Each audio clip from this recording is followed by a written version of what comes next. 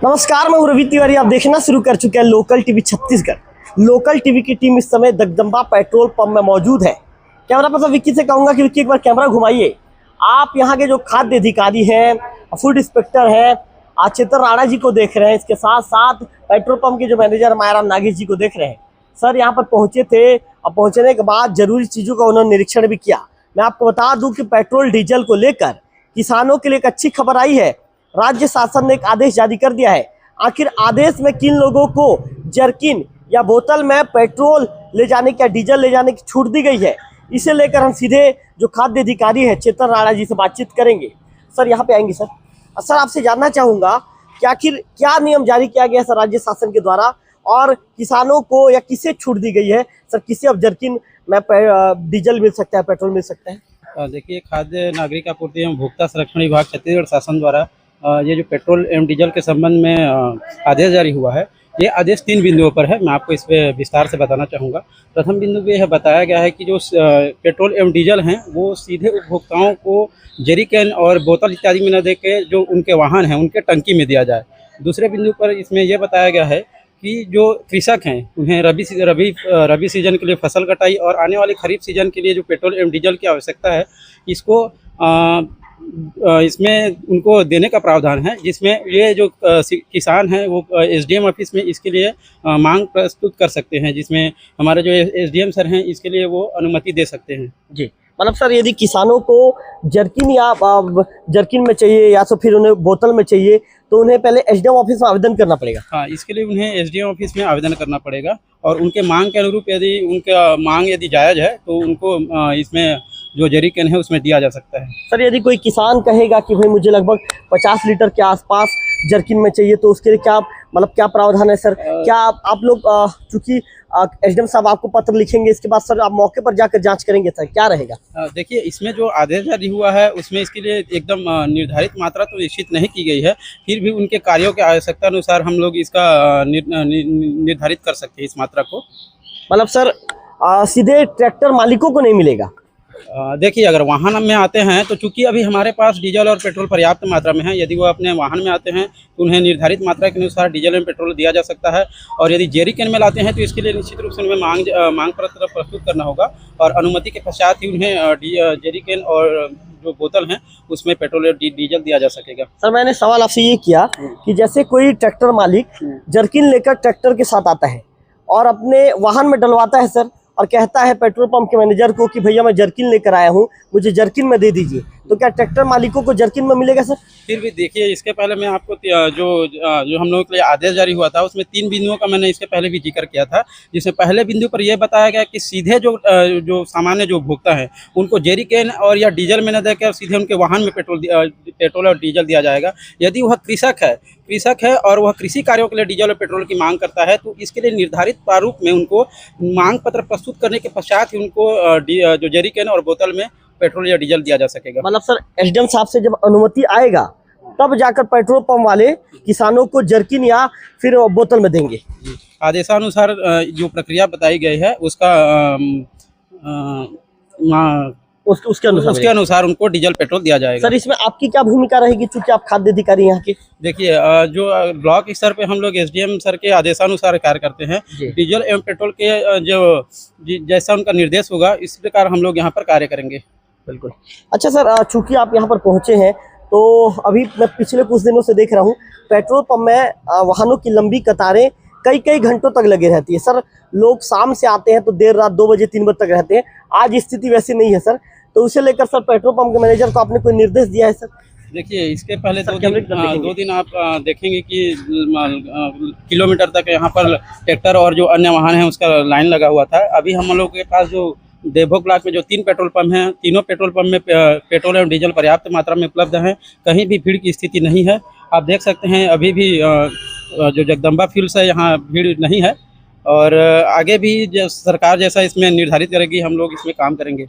Sir petrol और diesel का जो रेट तय किया गया है उतना ही लेना है सर कि जैसे कुछ जगहों से शिकायत मिल रही है कि ज़्यादा भी ले लिया जाता है, तो ऐसे कुछ शिकायत मिलेगी तो कार्रवाई करेंगे सर? देखिए, बिल्कुल इसमें कार्रवाई होगी। जो सरकार जो आदेश जारी किया है, जो petrol spirit motor spirit high diesel है, जो 2005 इसके जो अधिनियम है, उसके अनुसार इसमें कार्रवाई किया जाएगा। बिल्कुल। तो आपने चेतन राणा सर को सुना। सर वर्तमान में देवभोग ब्लॉक के खाद्य अधिकारी हैं। सर बता रहे थे कि आखिर क्या प्रोसेस रहेगा, किस प्रक्रिया के तहत किसानों को जब पेट्रोल डीजल मिलेगा। सर एक अंतिम सवाल, सर किसानों के अलावा और मतलब जैसे कोई जरूरी सेवाएं हैं, जैसे एम्बुलेंस है या अन्य जरूरी सेवाएं, कौन कौन सी जरूरी सेवाओं को जर्किन में मिलेगा सर?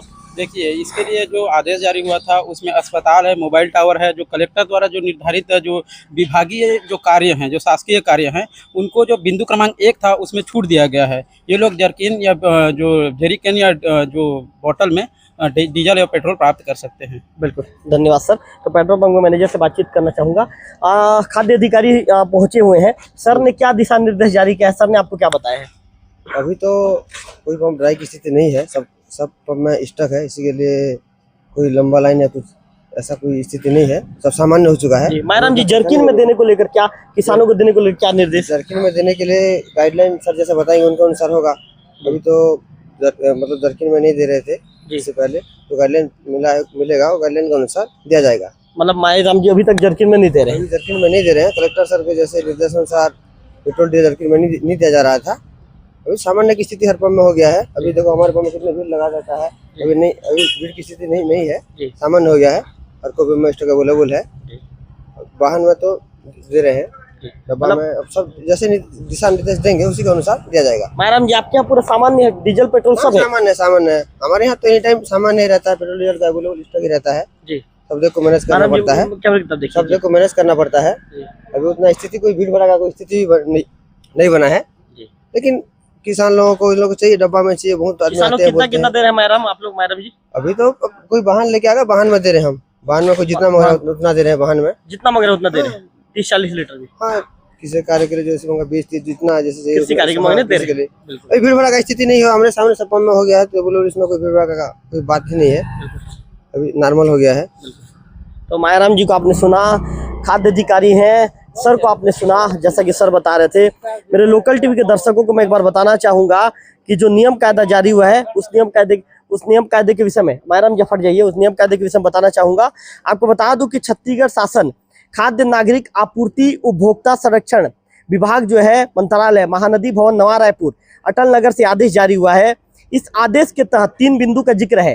पहले बिंदु के विषय में आपको बता दूं, राज्य में सार्वजनिक क्षेत्र की तेल कंपनियों तथा समानांतर विपणनकर्ता कंपनी के पेट्रोल एवं डीजल के रिटेल आउटलेट संचालक द्वारा पेट्रोल एवं डीजल की आपूर्ति विक्रय सीधे उपभोक्ता के वाहन की टंकी में किया जाएगा।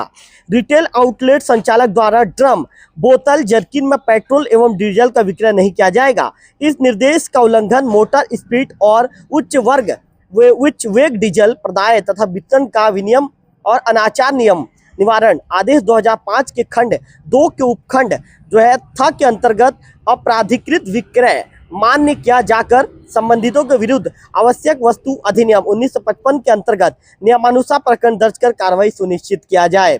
दूसरे आपको विषय में बताना चाहूँगा, दूसरा जो बिंदु है उसमें रवि सीजन की फसल कटाई तथा आगामी खरीफ सीजन की तैयारियों के संदर्भ में प्रदेश के कृषकों की डीजल की मांग तथा जिला कलेक्टर द्वारा चिन्हांकित ऐसे समस्त, यदि हमारे क्षेत्र में रेलवे तो चूंकि हमारे क्षेत्र में नहीं है, लेकिन रेलवे है, सड़क निर्माण है, भवन निर्माण संबंधित समय सीमा में पूर्ण किए जाने वाले जो शासकीय कार्य हैं और इसके साथ ही कलेक्टर द्वारा चिन्हांकित अत्यावश्यक सेवाओं जैसे अस्पताल है, मोबाइल टावर है आदि बिंदु क्रमांक 1 के निर्देशों के प्रावधानों से छूट दी जाती है। तीसरे बिंदु की यदि आप बात करें तो तीसरे बिंदु में कृषकों तथा कलेक्टर द्वारा चिन्हांकित शासकीय कार्यों एवं अत्यावश्यक सेवाओं हेतु अनुभागीय अधिकारी राजस्व द्वारा प्रस्तुत मांग के परीक्षण उपरांत रिटेल आउटलेट संचालक से सुरक्षा मानकों के अनुरूप बिंदु क्रमांक 2 के ग्राहकों हेतु विक्रय की अनुमति दी जा सकेगी। यह आदेश तत्काल प्रभावशील से लागू होगा। इस तरह का आदेश जो है सचिव छत्तीसगढ़ खाद्य शासन खाद्य नागरिक आपूर्ति एवं उप संचार विभाग के द्वारा जारी किया गया है। यह आदेश 22/5/2026 को जारी किया गया है। तो निश्चित तौर पर हमने जो खाद्य अधिकारी है चेतन राणा जी से बातचीत किया, उन्होंने बताया कि अब आपको जो है किसान को यदि पेट्रोल डीजल चाहिए रहेगा तो एसडीएम कार्यालय पहुंचेंगे, वहां पर मांग पत्र देंगे, उन्हें मांग पत्र के अनुरूप उनका मांग पत्र पेट्रोल पंप में आएगा और पेट्रोल पंप में उनका मांग पत्र आने के बाद यहाँ के मैनेजर उस मांग पत्र को देखेंगे।